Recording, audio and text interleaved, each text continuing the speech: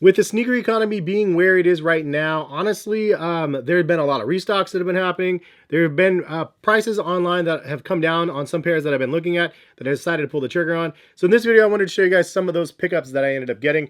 We'll start off with this guy right here. We have the Flight box right here with some splatter all over it. And these are the Midnight Navy Air Jordan 4s that I got off the Sneakers app. This was like a release that happened during like one of the live shows that they had. And I couldn't get them at first. I was trying to check out, and then I had to force close my app and go back in, and I was able to buy them. But got a pair of these. I didn't do a review on these yet. If you guys actually want to see a review, leave a comment, let me know, because honestly, sometimes I get around to them, and then sometimes I don't when I get pairs in. So some of them actually don't get the shine, and they just usually get a feature like this in a video similar to this, where it's like a haul video or something. But anyway, a nice colorway, kind of reminiscent of the white cements, which I do have a pair of those, and I can do a comparison video between both of them if you guys want to see that. But that's one pair. The other pair that I got, another one that I wanted to do a dedicated video on, and I never got around to it. This is the women's exclusive colorway, so this is a size 11, which translates to a 9.5 men's. But it's a really nice colorway. Materials look pretty decent on it. But overall, the color blocking to this one is fire. And it's a colorway that I had my eye on, and I know the prices have been sitting close to retail. And then this one actually restocked at the same time this one did, and I just ended up scooping up both of them. So that is where we're at with the two Jordans. What do you guys feel like the state of the Jordan retro market is right now? Because I feel like the mass saturation is setting in. We've seen tons and tons of pairs available on Nike.com. In fact, if you guys want to shop any of the Jordan retros that are available currently on Nike US, check the link in the description and I'll take you over there and you can shop around and see what they have, because there's Jordan 5s, there's Jordan 13s, there's Jordan 1 retro high OGs. There's a whole bunch of Jordans that are available at retail right now for people that are just sitting. And what do you guys think about that? Do you guys think that this is a good trend? Do you think this is a bad trend? Personally, I feel like the consumer is the winners in this case. The people that actually consume the product, not the people that are just holding to sell. And I'm not trying to knock resellers by any means, but if you have a shoe like this that is reselling for $300, some people are going to pay to play and buy them for $300. There's other people, and there's a lot of other people out there that like this shoe quite a bit, want the shoe, but they don't want to pay $300 for the shoe. Now they can get the shoe for retail or close to retail, even under retail in some cases, for a lot of the Jordan retros and stuff that are sitting out there in large quantities in a full size run. And I think that that is a positive thing for people that are actually wanting to buy the shoes, to wear the shoes, versus the people that are just holding them for an investment. If you're holding this shoe expecting it to go to 300, it might take you a handful of years. And again, it's not a wrong approach necessarily either. I'm just pointing out the obvious stuff that the consumer, the people that are actually buying to consume the product, not the investor, I guess, those people are the ones that are going to be winning, because these you might get at the outlet for 20% off. There's other retros that you're going to get for discounts now that are sitting out there. And based on what I've seen of the new stuff that's coming from Jordan Brand, not all of this stuff is going to be selling through either. The price points are a little bit too elevated. The economy in general is kind of down the drain right now. So sneakers is just part of the economy, really. And so if you're looking to get a pair of sneakers, now's a really good opportunity for those people that really wanted the product, that maybe couldn't have got that product like a couple years ago where they would have just instantly sold out. I think ultimately, again, consumer wins. But what do you guys think? Leave a comment in the comment section and join in on the conversation and let me know, like, where are we with the sneaker stuff? Is it something you give up on because it was really just an investing tool, which is, again, nothing wrong with that. Some people invest in the shoes like these or so, expect them to go $300-$400. They can wear them and even sell them for a little bit of a profit to roll it into the next shoe. I know a lot of people did that, and it's a smart way to be able to just move around if you can get things at decent prices and stuff. But now there's a lot of things sitting, so people aren't going to be picking up and risking the investment for some of the things out there. This pair I actually got sent over to me from Social Status.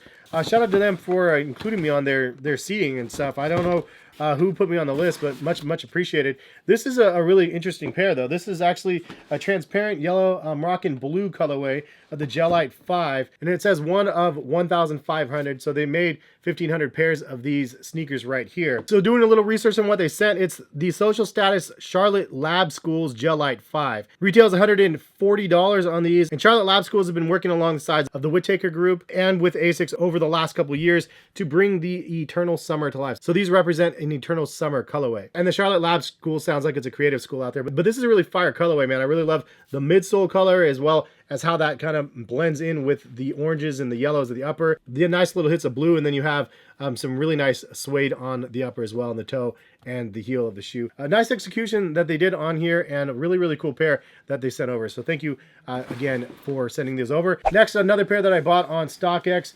This was an interesting one, one that I wanted to get because there's a purpose in what I was buying. It came with socks in this one, but we have the Kith United Arrows and Sons with the socks, and this is the 990 V4. That's primarily the reason why I got this shoe. It's a nice looking colorway, but the fact that this is a 990 V4, there's not a lot of V4s on the market right now that I've seen. I could be wrong. There's none on New Balance's website, and I'm trying to do a comparison video from the 990 V1 to the V2, 3, 4, 5, and then the 6.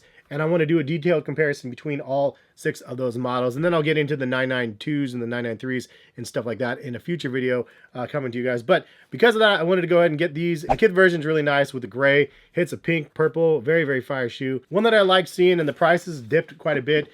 So because of that, I got it for a really, really solid price. So happy about that. And then next up, we have a pair of Nike Dunk lows, and this is the SBs. This is the eBay pair right here. So these ones I got for about $200 after shipping and fees and everything like that. They creep up on you, man. I think it was like 150, and then it ended up being close to 200 at the end of the day. But this is one of those shoes where I was like, I can't not have the shoe. Like, I really wanted to get the shoe. I went to the eBay pop-up in Portland, Oregon. Had a lot of fun there. eBay, skate 'em out shop. I'm gonna give my pair away to somebody. They can do maybe a kickflip or something like that. Who got the best trick?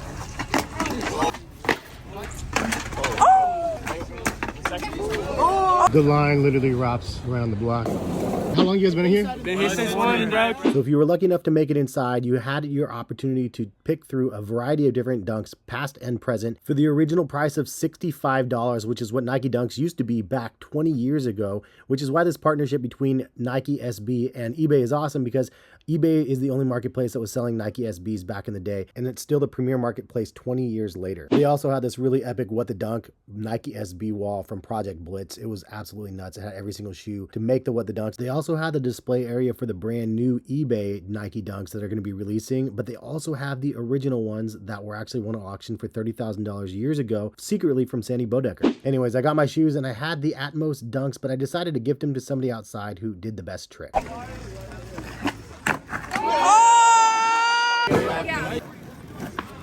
Nice work, man. Thank you.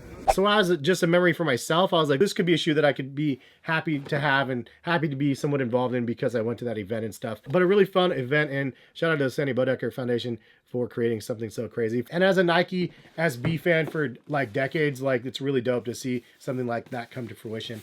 The last pair, but not least by far, the most expensive pair that I paid for out of this lot was one you guys know from my top 10 list last year. It was on my hit list for a while, and I finally decided to pull the trigger on the Sweet 16 Mambacita Kobe joints right here. And these things are crazy, man. It's really nice to actually finally have a pair of them. I paid to play, though. It was over $500 for myself. But honestly, it's just like such a valued piece to me personally, as well as for a lot of people out there. I mean, Kobe was a great individual, and the fact that he was a father, had a daughter, and you know, it's such a tragedy. But any which way, this is the one that I got because this is the one that I missed out on, and I've been eyeing it, and I knew at some point that the prices will probably go over $1,000 for these, maybe super long term. But I know that super long term, I'll look back and go, dude, why didn't I buy them when the prices were lower? So even $500 is a lot right now in this sneaker market, but it's lower than what it could have been, and it's lower than what it potentially can be. And part of the reason why I wanted to pull the trigger, so I didn't have any regrets later on this shoe. The other pair that I really regret not buying when they were lower, and I'm still kind of out there shopping around for, is the Grinch Kobe's, another pair that I never had. But anyway, which way, that is kind of a look at the haul of randomness here. Hopefully you guys enjoyed. Leave some comments again. Jordan Retro State, what do you guys think that is? Oh yeah, last thing, have you guys picked up anything recently where the price was a little bit too high and now the price dropped and so you pulled the trigger? Leave a comment and let me know what that pair is. I'm curious to see. Love to see it actually if you guys do that. But thank you guys for watching. Have a good rest of the day. Hopefully see you back for some more content soon. All right, peace guys.